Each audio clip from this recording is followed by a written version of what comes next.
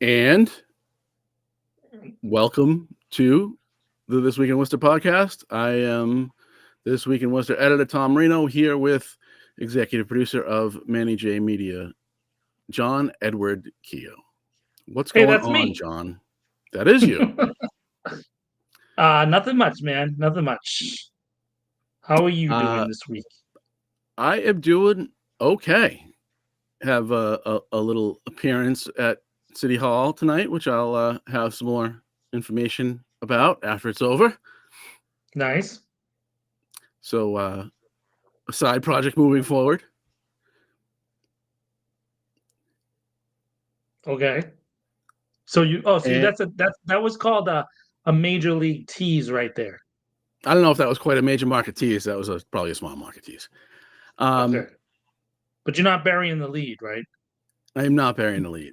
The lead this week in the city of Worcester has absolutely been the what is it, a mile and a half stretch of no, it's not that far, but it's a small stretch of Mill Street and some protected bike lane, a section of the street that where last November the city constructed a temporary temporary configuration of the street with a protected bike lane. Bike lane is protected by parking, so you have a bike lane on the inside closest to the curb, and then parking, and then the road has caused some confusion amongst drivers. Many people upset about this, but also many people defending the new configuration. And you were there on Tuesday. Tell me about the turnout, which was huge. So it was absolutely packed. Um, and the majority of folks that were there to defend that they like it. Um, but and everybody was passionate about it. They were whatever side they happened to land on, they were definitely engaged and like totally very knowledgeable. Like it wasn't people just who like were arguing against it who hadn't experienced it or weren't there. They were all residents of District 5, so like everybody, they were all giving specific addresses and things like that. It was definitely an issue that has clearly engaged a bunch of people from District 5.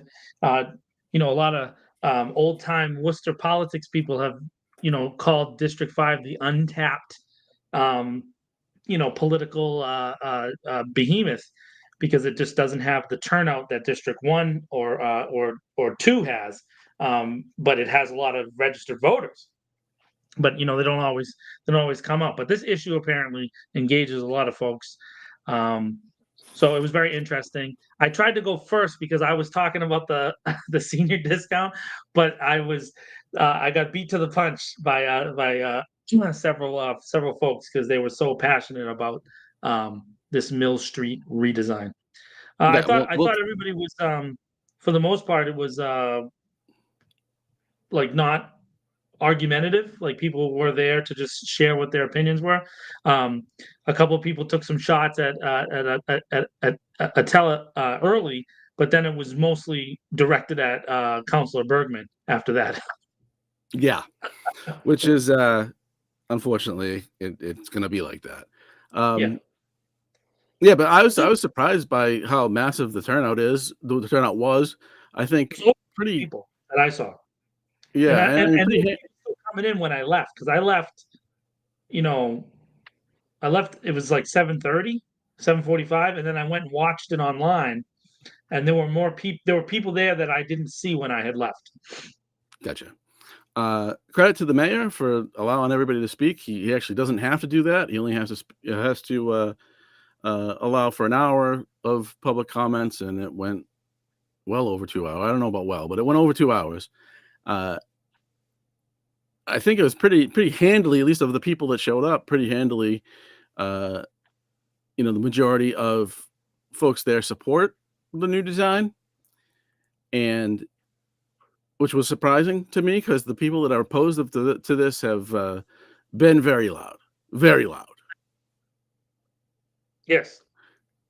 Uh, I do think some of it's political. I think there are some people that are just outraged about this because of the councilor in the district that it's happening in, which is also unfortunate. Um, People seem to forget that this was not her decision, that this wasn't a decision that had to go through the normal chain of things, because they characterized it as an improvement, not a rebuild, I believe is the terms that they use. And so they didn't have to notify anybody to do it. Right. There's also $2 million in federal money in the pipeline to do a permanent redesign. But it would appear that the city manager and the folks in the Department of Transportation Management are pretty committed. At least this far, it seems like they're pretty committed to this design and doing more like it. Yeah, it seems like that. So that mission, I think it's mission zero. This idea of no traffic deaths. These redesigns are kind of all around this. This is not a new thing. This is something that you can see in other cities around Massachusetts and all over the country. So when people say like they've never seen it before, I guess they don't leave the city of Worcester, because I've seen them. I also drive around, so I don't know, but like there's some in Brockton, there's some in Springfield. I've seen a couple of different ones in Boston. They're not all exactly the same, but they're this is not uncommon in modern street design. I guess the biggest thing is that it's a two-phase project, which I think that message has been lost. Um, Mm-hmm. to the people, particularly to the people that were there on Tuesday night, right? They didn't know that there was a second phase to the project, even though I think Attell has done a great job at talking about this, in the neighborhood meetings and in the media about this being a multi-phase project. But I don't know that the administration has done a good job of communicating that. And so that's really a huge part of what people were upset about, that they didn't know about it, that they didn't see it, come in, that even when it was happening, they didn't understand it, yada, yada, yada, yada, yada. So there's a lot of that, even though I know that mailers went out to everybody. There On Mill was Street. on Mill Street. Yeah, everybody on Mill Street got mailers. I know that there was some level of like media from the city manager's office. I think there's a video of his show The Buzz that he did with Tom, that they talk about it. So I mean, and it's been in the Telegram and Gazette, and there's been a bunch of places that it was. But I just guess that's what people seem to be upset about the most, is that they don't feel like the information was communicated to them well. But I think that kind of reflects a lot of the things that we've experienced in the city, is that a lot of the times it doesn't seem like things get communicated well. And so regardless of where you fall on the design or not, I think that's probably something that the city overall has to work on, is how do you communicate things to especially interested parties like the people who live on Mill Street. Although again, I told you there was a bunch of people there that actually live on Mill Street. I think the second or third person, there was a lady that Oh, went there like was multiple one. people that, yeah, there was multiple people that gave their addresses on Mill Street, and Yeah. forgive me if I'm wrong, but I believe all the people that actually live in that area of Mill Street are very supportive of this, because it's changed the way traffic flows on that street from, as some people say, 50 miles an hour to to now that it's one lane. It used to be two, and it was absolutely a speedway. It's now one lane, and that was really the intent of this. It's not necessarily the bike lane isn't the driving factor here. It is as they call it, traffic calming measures that this type of design brings. I guess, or it. So there's been two deaths on that stretch, both hitting parked cars. People say the cars are parked, quote, in the middle of the street. I think that's overstating it, but um, one was a gentleman who apparently had a medical issue, and the second was somebody on a motorcycle just recently. This wasn't fatal. It wasn't a fatal accident. The second one, the first person unfortunately passed away. The second person on the motorcycle, from what I understand, is seriously injured, but was also riding a motorcycle in a way that isn't advisable. And from what I've heard, I didn't I don't didn't interest me the details of for news, at least for my own news purposes, didn't interest me what happened. But from what some people said last night was, oh wow, you just moved. Was driving erratically and attempted to pass somebody on the right while weaving in and out of traffic, and then hit a parked car. Yeah. A lot of people say if you hit a parked car, that's probably on you. I don't have data to support that, but that's what some people say. I did do a story on Tuesday. Go ahead. Sorry.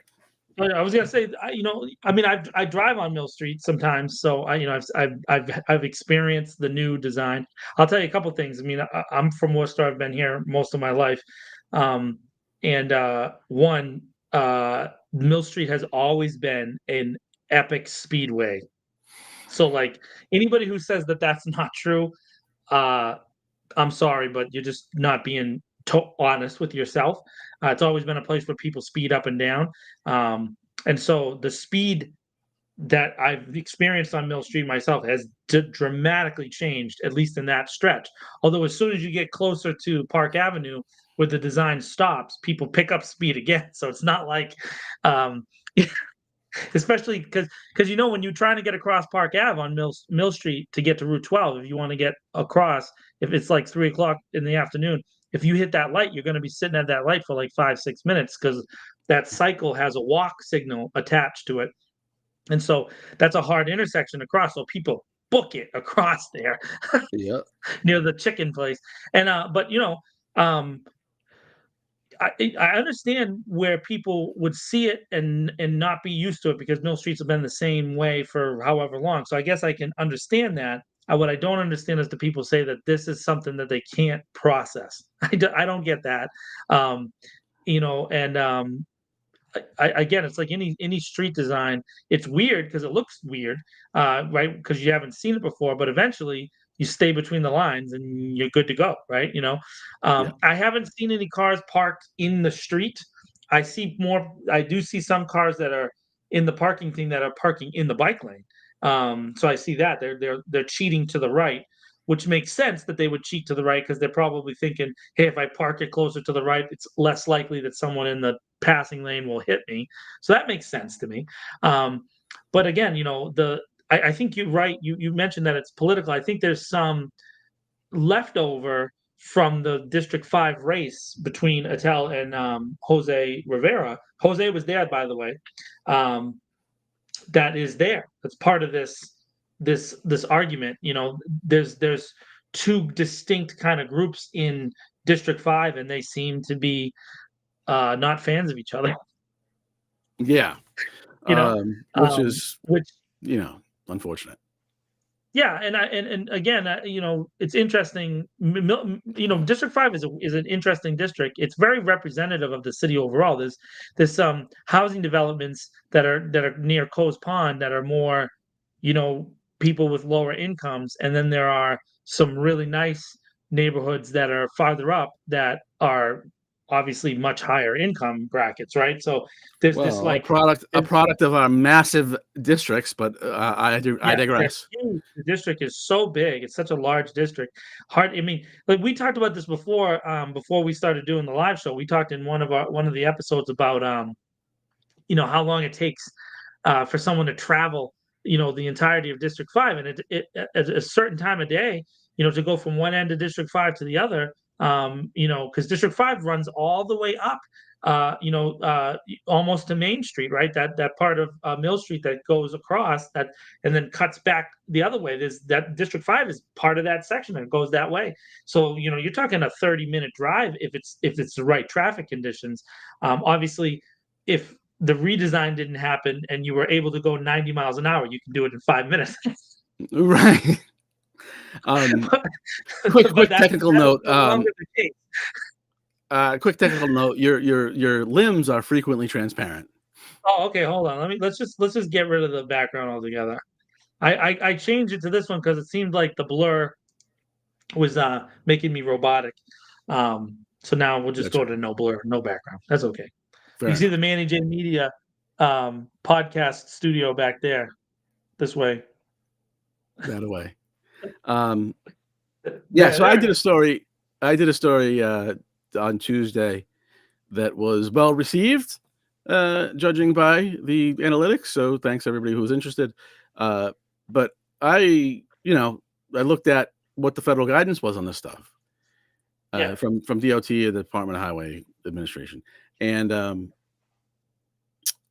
I found a design guide that they apparently is the newest version for this type of stuff. It had many different variations of these type of road designs, and it had images from 15 different cities. And that design guide was put out in 2015, almost 10 years Right. ago. And so these things already existed in 10 different cities. Yeah, it was New York, it was Philly, I think was one. It was some big cities. It was also Jackson, Wyoming, and Missoula, Montana, which is not, there's cities in those places, but Wyoming doesn't have any people. So, it was also some cities bigger than Worcester, but not, huge metropolises. Right. So, these designs have been around for a long time. I just don't believe that the residents of Worcester are, too stupid to navigate this. I just don't buy it. I mean, if it was in 15 cities 10 years, almost 10 years ago, and people here can't do it, or people are saying that it's a flawed design, it's experimental, it's dangerous. Well, these have existed for a long time, and people here are not more stupid than people elsewhere. So I'm sure it can be managed. Right. Um, Sorry, I just had a small computer issue. All it's right, got to there be we go. one of us. So it was, at least the turnout on Tuesday was seemed to me heavily in support of the design. However, all the orders Like related to this were held. 80%. Yeah. All the orders related to this were held, and they will come back next meeting. I think it's June 18th. They have a couple weeks off here for a holiday and something else. I thought the mayor did a really good job with that, because that decision to hold those orders came like right before, because the finance meeting ran over by almost an hour, and then Yep. they all go out into the hallway, they use the bathroom, they whatever, and then people started handing the mayor his before they went live. I saw some of the councilors handing in those slips that they use to like indicate a hold, because it gotta go to him and it has to go to the clerk, and so he received those, and you could see that there was some surprise about um those orders being held. So I think they intended to have the conversation, and then maybe there was some miscommunication between the two parties. I would say that Councillor King's order is distinct from Councillor Bergman's. Councillor Bergman's is a complete and total reversal, whereas Councillor King is to raise the bike lane, which, if you actually go back to the original proposal, that's part of the second phase of the project. So Councillor King is talking about finishing the project and finishing the painting, which would be a little bit different. And Mo Bergman's talking about reversing it. So those are two, I guess, diametrically opposed approaches to what's going on there. By the way, I think that I'm a big fan of raised bike lanes. They are distinct, and they create, to me, in a lot of the cities where they've implemented that. Your story, if you go in further to what the federal government says about some of these projects around the country, they create pedestrian traffic, because a lot of times bikers and people walking on sidewalks, they're competing too. When you have the raised bike lane, the bikers really focus on those bike lanes, because they're designed for bikers, right? Because they're pitched differently. They're just a completely different thing. And so what you end up having is more people walking on the sidewalk, which that's, I think, a major goal of the city. We should have more people walking around and engaging. That allows small businesses to succeed, because our city really is a commuter city, right? People come through and go, and people from who are working in Boston drive through to go to Holden, to Paxton, to wherever they're headed, and they go home, but they don't stop and engage with our city, because our city wasn't really designed to get them to stop and stay, right? And we want that. We Mhm. want them to come spend some of your Holden money at our delis, man.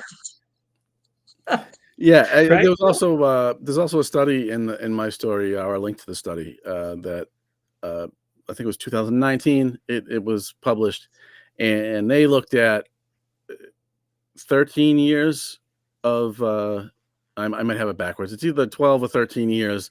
They looked at 12 or 13 cities and found the gist of the conclusion was they found that speeds reduced and biking increased. That these having these bike lanes available encourages biking. So that's what they found. All of it is in the site, is in my story on This Week in Worcester, still on the homepage. Right. So I mean, by the way, I thought your story was pretty good, timely, and obviously people are still excited about this. I can tell you this that I was watching not just online on the city's Facebook, but I was also watching the Woot Nanny guys, Bill Shaner and those guys doing it, and this was an organized thing, right? So there was like Mm. probably half of the people were part of that show, and had like they were not only there to give their testimony, but they were in the chat of that show talking about their observations from inside of the city council chamber, right? So that was very interesting to see people live chatting, on their phones while they're waiting in line to talk in front of the podium. That was kind of interesting. And so Mm. there's some people that are like committed to coming back when it's back on the agenda. So, I think I don't think this issue is going away.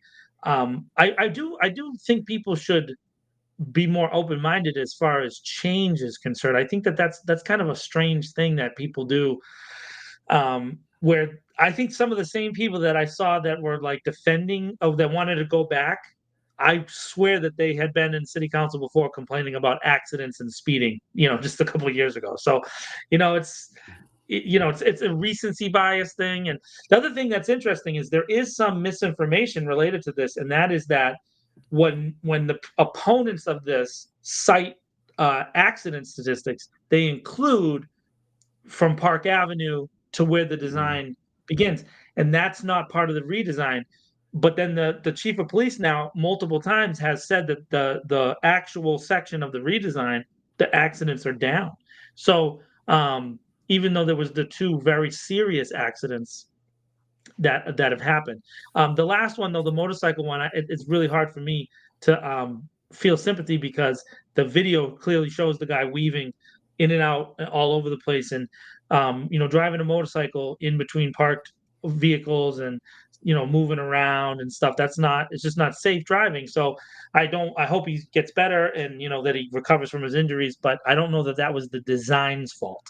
No. Maybe you can say that the older gentleman who passed away early on may have been attributable to the design because that person was used to an older design, drove, and they were older, but also they were an older person that apparently had some health issue that led to the crash. So again, I don't know that the by the way, I would go back to the old design. I don't know that that design caused the crashes either. I think what causes crashes is people's bad driving. And not, so if you're gonna go 90 miles per hour, by the way, Mill Street is not straight. It's a curved road that goes around a pond. And so like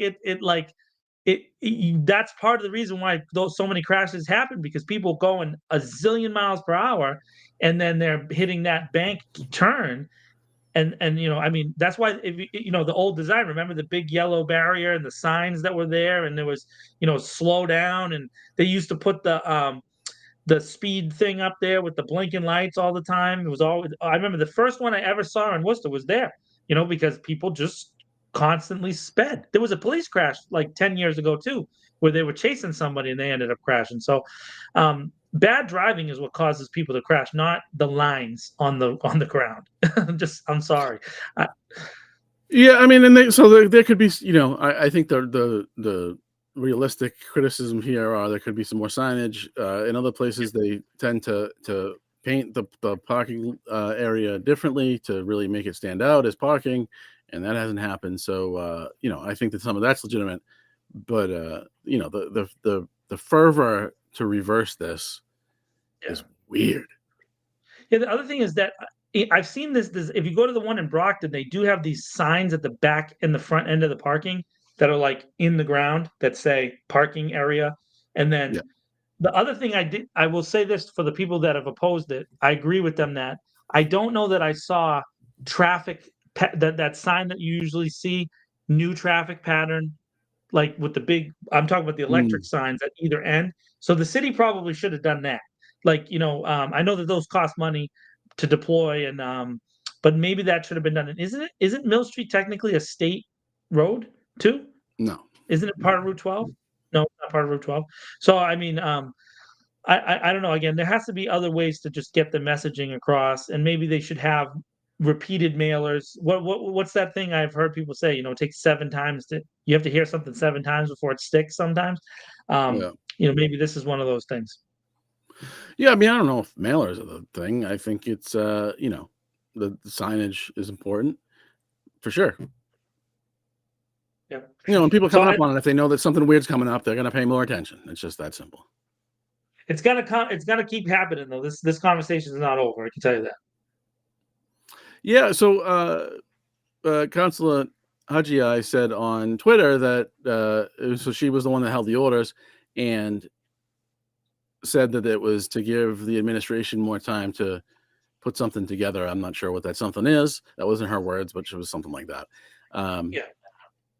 and so it looks like the city manager's office is trying to come up with something to, uh, I don't know if it's some counter arguments or some data that would support their position.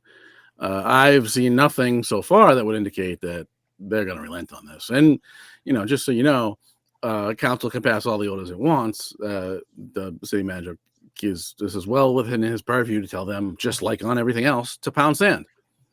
Yeah. So I mean, we're gonna talk about that at the end of the show, but I mean, they really have no authority, anyways. So it doesn't matter. True. Really, if he Well, wants to tell him to just go through, like he can everything tell him to go else. Yeah, just like everything else. You also spoke at the meeting on the senior discount. There was an order on the senior discount.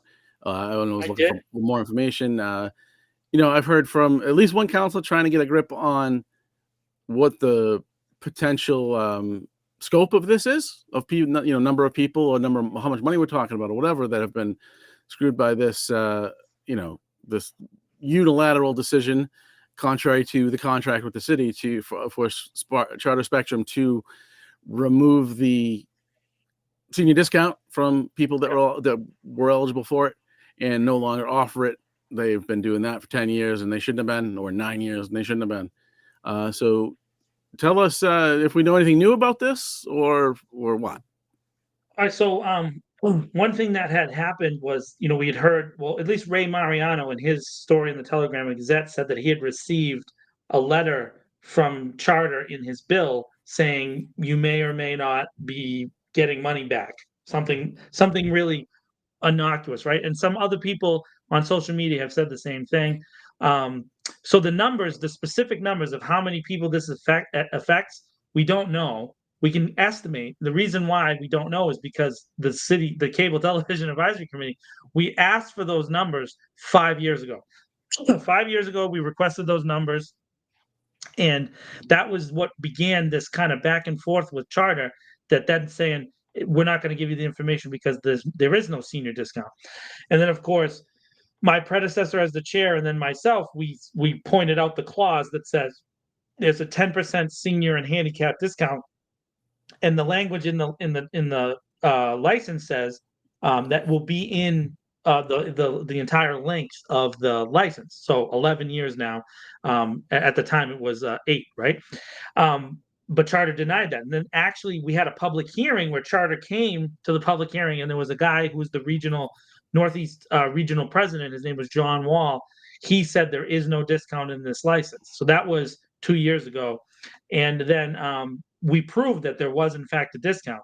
And then a couple weeks ago, the last time I was at the city council meeting, we had the lawyer admit that Charter has now admitted that there was actually a discount and they made a mistake. They said he used the word there was an error. Of course, I think that is a very nice way to say they stole Sure from our is. seniors and our Right. disabled folks for 11 years. They stole money. Now, I did see that Solicitor Trainer changed the city manager's position at this last meeting by saying they no longer take the position that it's only applied to the basic tier of cable. So basic cable costs $24. 10% off is only $2. So $2, even if you went back 11 years, how much does that add up to be? But that's not the issue. In Massachusetts, there's a legal term. It's called deliberate indifference. That's when a company, it's usually used in civil law, does something intentionally, knowing that they're probably not going to get caught. And that's really what happened here. They did it thinking no one's ever going to come after us for this. It's only a couple bucks. But the city changed their position, which means that I believe the solicitor is probably planning a lawsuit for the people. I hope he is. I really do, because triple damages come out of that deliberate indifference thing. And then everybody's heard in these big lawsuits when you see like the big companies getting sued, they have this thing called punitive damages.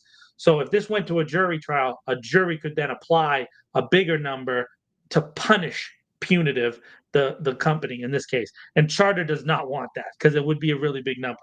It would be a number beyond what they actually collected or charged from the seniors. So the number's probably, Tom, in the hundreds of thousands of accounts. I don't know if that represents hundreds of thousands of people because Mm. at the time, 11 years ago, there was about 43,000 subscribers. Today, there's about 22,000. It ticked down a little bit since the last time we talked about it. So there's been a drop in subscribers. So that's a smaller, number. But there's been a big cycle in subscribers, and an account technically is anytime you renew or change your subscription in Charter's like accounting system. So if you ever argued for a different form of cable, you got a new account, and then that's how they counted them. So I mean, it could be millions of dollars because of those triple damages, and then what's worth. The big thing is that I did hear from a family that had come and testified at one of the hearings about their grandmother who had passed away in 2017, and then Charter kept charging her bank account after she died, right? And then yeah, I know it's bad.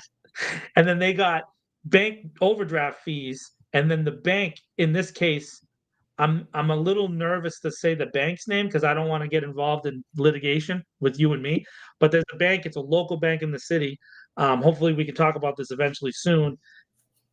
That then sued the estate for the overdraft fees. So this cable thing may have led to a post-death lawsuit, which that's a can of worms I don't even know how to get into. But that family reached out to me this week and said, is there anything we can do? And then if you heard Councilor Bergman, apparently they reached out to Councilor Bergman too. There is a statute of limitations in Massachusetts after someone dies that you can only go back and sue for 2 years, right? Mm-hmm. So in my opinion, if I was the city manager, and I'm not, but if I was, I would tell Charter right off the bat, fix it with that family. Like start off right with that family right there. Go get them a check, give them a free cable box for life. Do whatever you got to do to resolve that, because that's your problem. And then the second thing is, no one should have to do any work to get this money back, right? Charter should just go into their system. If you were 65 at any point in the thing, and just give you a check. That's it. Just and this is what's going to happen. And you and I both know this is is they're going to do a credit on the bill, right? So in this case, it may force people to cut their cord because they might say, well, screw you, I don't want the credit on the bill, and then that 20,000 number might drop significantly. So I don't know. It's a major number, and I'm glad that it's coming out into the public, and it makes me feel good about our decision to go public with this, because these things should be talked about openly, not behind closed doors. And Councilor Merrill Carlson, in a very deliberate series of questions to the city solicitor, was kind of proving my point that Charter has no intention of treating our citizens of any stripe, whether you're older or younger or disabled or black or white or Spanish or whatever your background is.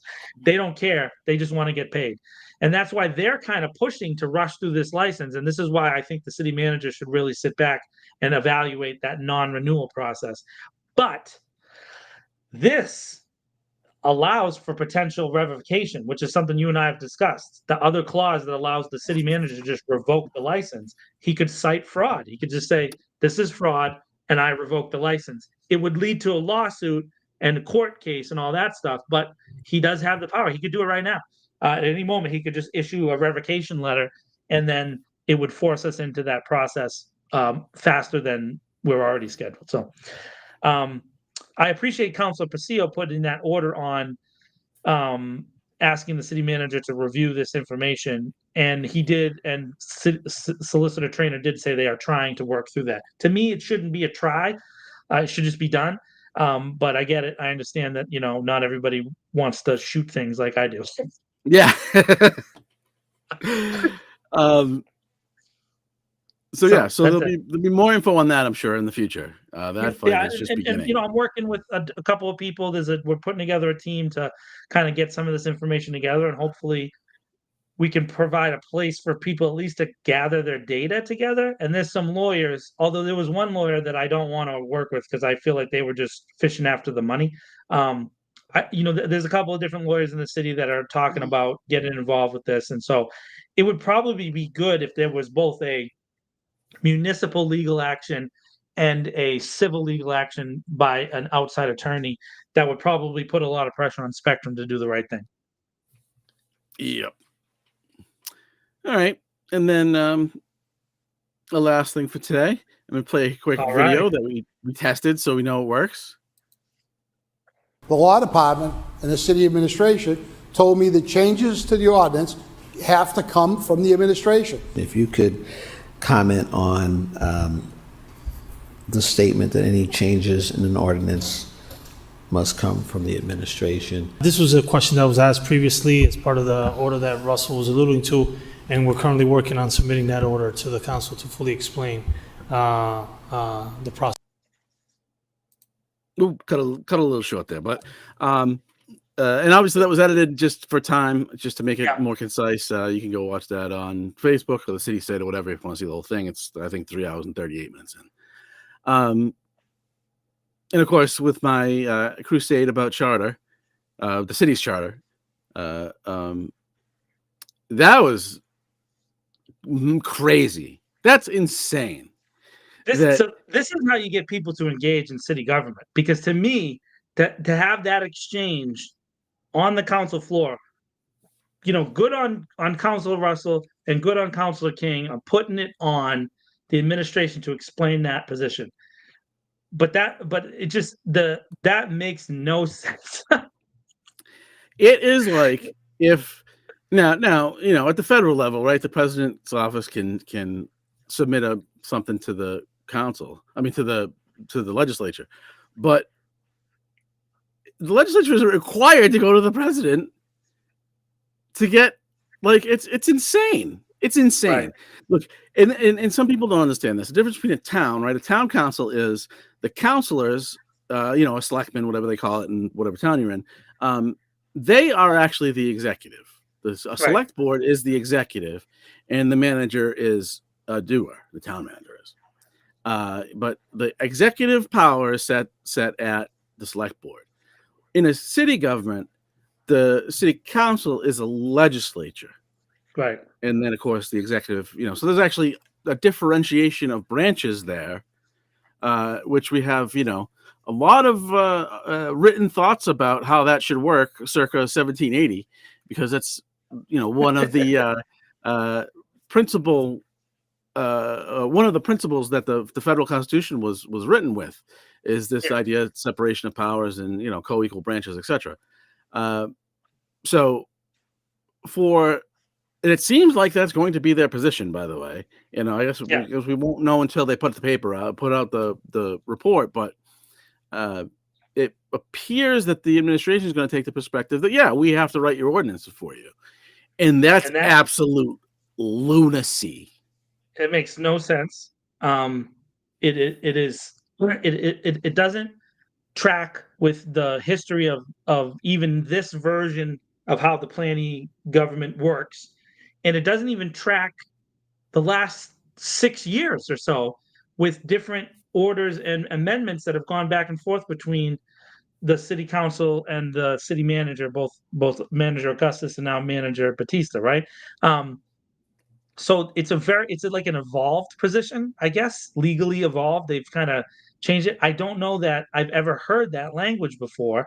And then, which we heard when Council Russell had put up this issue a few weeks ago. I know whoever's watching, if you want to kind of learn some things about the way the government works, this is a perfect example. So Council Russell had an order that was voted down, and then the same order on a specific issue came back up, and it was really to send an issue back to the administration for a change in language to then come back.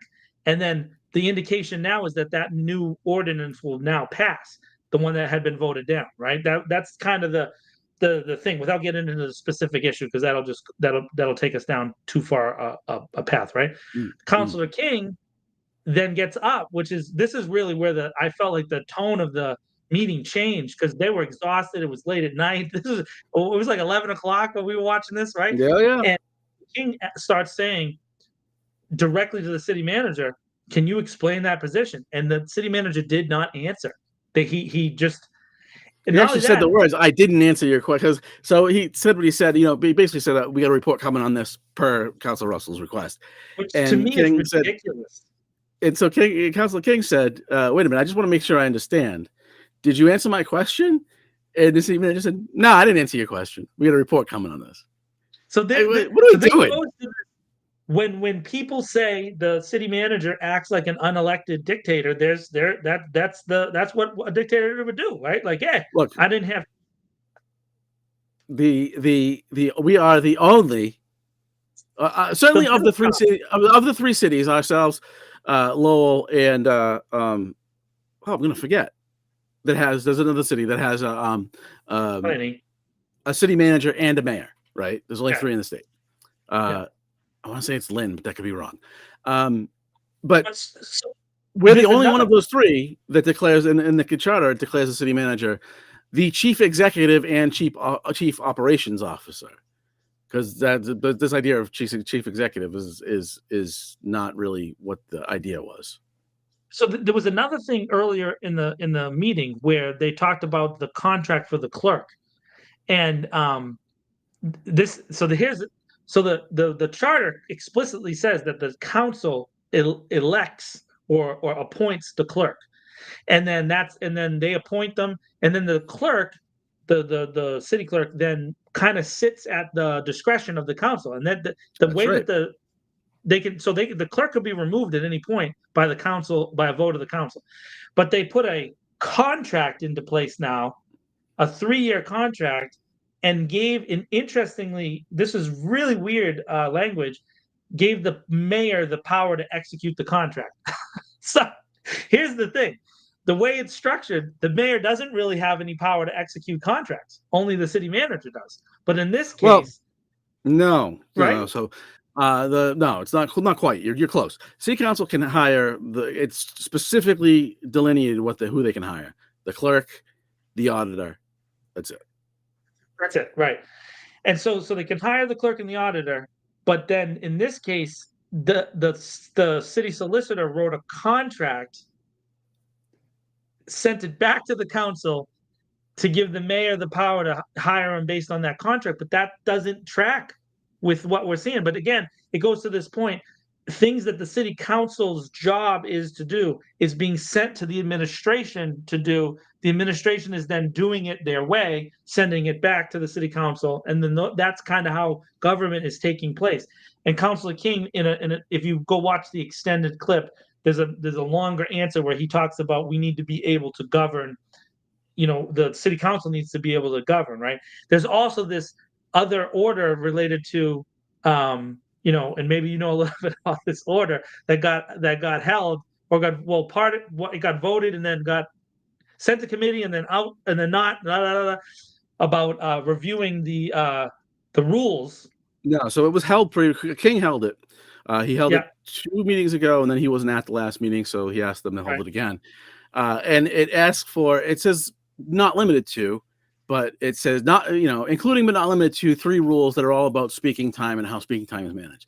So basically, they don't want anybody, it seems like Councilor Clorio is upset about the amount of time some counselor is speaking. I wonder which one that one could be, the only one that says anything. And so, but it's interesting that says including but not limited to these 3 rules, because I got a bunch of rules that they're going to hear from me about that need to be in this review. Oh yeah, I mean, right away, related to the thing that happened to us is Council Rule number 11, which doesn't allow employees or non-employees to speak at City Council if it happens to be in opposition to the city manager. Right away, I want Rule number 11. Well, that wasn't that. No, so it does. It specifically allows employees to speak at City Council. I think that their objection was specifically to you were petitioning as a employee, in their view, of the city, and the city, under the purview of the city manager, you were petitioning council to take a position different than the city manager, and it was the petition that they seem to take issue with. But that's an evolving position because they don't have a position. But and also, they didn't really read my petition. All it said was for the city council to make a recommendation, which they ended up doing this week by adopting Councilor Precios's order, which is almost. I'm not saying it's exactly. I didn't write it. Jenny came up with it on her own. But hey, Jack, Jack in the chat. Her order and my petition are very similar in that send it back to the city manager, ask him to deal with this stuff, which is realistically the vast majority of what happens at council. They either ask for reports, they vote on asking for a report, or they make recommendations. And again, the city manager doesn't have to take those recommendations. And I think that's what causes a lot of confusion, because sometimes we never hear about those orders again, and then what happened to that issue? It never gets resolved. And then, it's really up to us in the media and in the kind of interested public, I guess, to keep asking these questions, because I don't know that the general public knows about it. The Mill Street redesign is another thing. This redesign has been talked about in City Council, for a couple of years now in various ways, in different committees and different things. And then it gets to this point where people feel like they're not hearing. But part of that's because people are not engaged. I said that at the meeting to a lot of the people. I'm like, hey, I hope you guys are going to be back in the fall and be getting involved. It's great to see you here, because they had to bring extra police on because there wasn't enough. There was so much people were up in the balcony.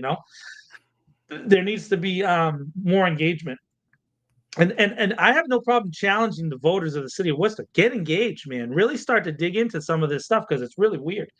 Really, really strange. Well, yeah, I mean, but people are also busy working 9 jobs trying to get by. Yeah, that's true. So I get it. What do you mean? What do you mean, Tom? There's no inflation, though. I thought inflation is reducing. That's changing. Why would people need to work 9 jobs? I don't need to have this conversation with you again. Oh, Let's stay on topic. All right, okay. Let's not spite your weird interpretation of my interpretation. Okay, all right. I mean, it's not that you're wrong. It's just the way you phrase it's weird. Anyway. I know it is. It's great. Inflation is cumulative, Tom. Cumulative. Right, but when the rate of inflation slows, that's good. Yeah. Yeah. Okay. Good. Anyway. Hey, yeah, Jack, I mean, Jack brought up those flex poles, the dividers that we were talking about. Yeah, that's earlier. Another thing that should probably be up there. So signage and painting the parking lane and all that stuff. You mentioned just go to flying cars, You mentioned reports real quickly, and a piece you can see. Somebody did some really great research at a website called massspring.org, and they looked at the 2 most, at the time it was written, the 2 most recent city council meetings in Boston and in Worcester, and compared. Right, there were 20 reports requested in one meeting in Worcester and 11 in another. So you got 31 over two meetings. And you look at Boston in those 2 meetings, and they had 0 reports, because they don't do that, because they have subpoena power, which means they can, they never use it because people just come talk to them in hearings. and they can ask for their own information because they have a right to that information, Right. rather than asking for 1,000 reports, which puts the city manager in a position where he can, select what he thinks is prioritized.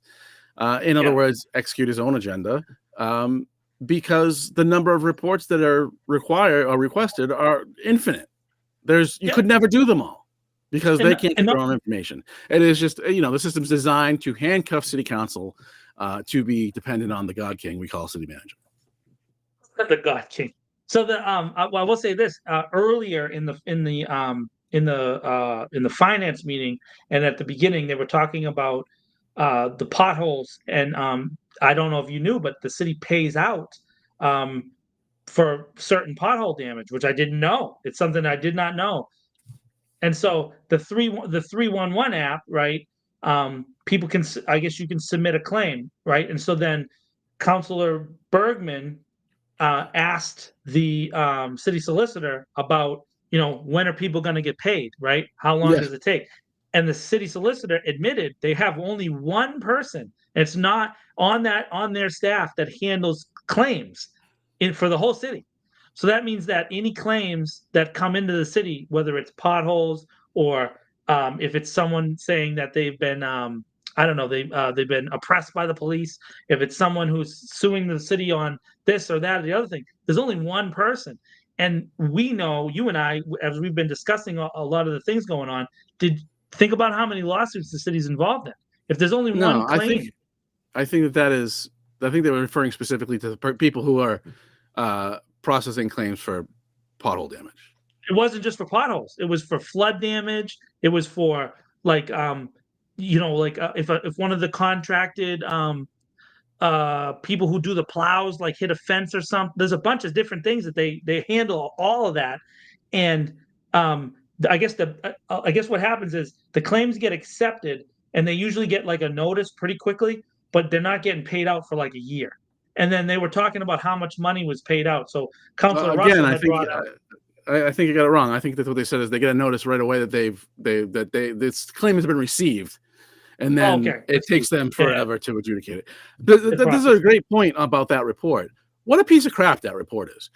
And you know what they did is, just like a lawyer would interpret it, they looked at the exact language that was requested and they provided exactly that, Yeah. which was But they how many didn't claims give the extra information. how many claims do we have and how much have we paid out? So it was like 176 claims last year, I think it was, if I remember correctly, and $12,000 something, but not like how many of those claims were actually paid out, or no actual information. Just here's the Right, number of claims, here's the money we paid out, and how much we paid out per claim, how many of these claims were paid out. And so the fact that some of the pothole claims are paid out means the city law department has determined there's potholes in the city that are the city's fault. No, Which is if they are reported, I think I believe what they said was, if a pothole is reported and then causes damage, but if they don't know about it, quote unquote, essentially, it sounds like, then that's not a viable claim. If it's something that they have failed to fix. This is a good explanation. This is what people really need to know. But that's from logic, Tom, that you just like worked it out. Like, here's why they likely get paid. Here's why. That should have been in the report. That's the kind of information that should have been listed there and read off in council, and then people would understand it, because what you said is logical. It makes sense, but it should be something that the law department is providing as a basic piece of information, and they're not doing that. But again, and this is not because they're bad people. I want to reiterate that. No. But the city solicitor works for the city manager, can be fired at any moment by the city manager. He serves at the will of the city manager. And so naturally, really? He served at the will of a series of city managers, right? Since 1988, according to his personal. Well, that's true. But nonetheless, right? That's who he works for.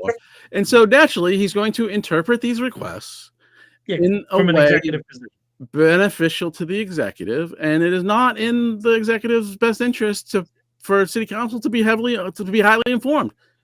It's just not.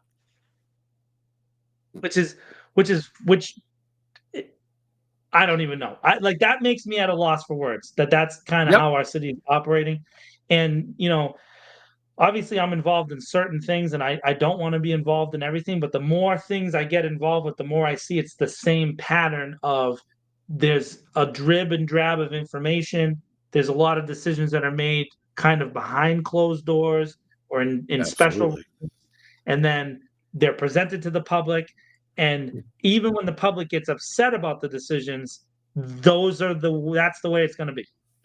So it's, and then Yeah, well, sometimes that's I think that's a they different do conversation. that But because yeah. it's like everybody likes this, right? Like everybody likes dog parks. It's hard to get upset with a dog park, right? There's only a few of them around the city, and if you make a dog park, everybody's like, yeah, hey, they made a dog park, that's great, right? But then when they make these other decisions, there's a lot of strange things that happen.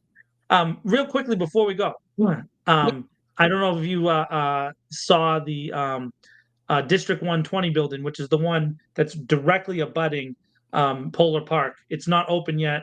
It's not the one across the street. It's the one that's you can walk by and you know where the check cashing place is.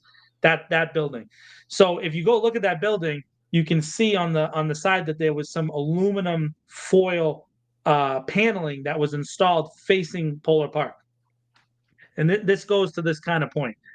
And they clearly did it on a hot day. If you know anything about aluminum paneling, it's usually like aluminum, then some kind of fill of some kind, whether it's plastic or spray foam or whatever. And then there's the other materials underneath, so wood, metal, blah, blah, blah. So they did it on a hot day, and they did it early in a hot day, and you can see that it's dimpled. So if you go look there right now, you can see that it's dimpled, which, by the way, that means that aluminum is completely useless now, and they have to pull it down and redo it, right? I don't know if they're gonna, but they would have to redo it, and that's gonna cost them tens of thousands of dollars. Those buildings have tax deferments, tax abatements that have been given to them that are different lengths. Like I think the District 121, I think is 10 years. The Revington building, I think, is 15 years. And it depends on the level of affordable housing that they offer, right? That's related to it. Those tax abatements were decided they were not voted on. That was just something that was presented in the package of the development, and here's what we're going to do. Here's how it's going to go. That is a claimable insurance thing that could be related and used against the tax abatement. That's part of those rules, right? I That's don't why know you that. don't make decisions in the dark.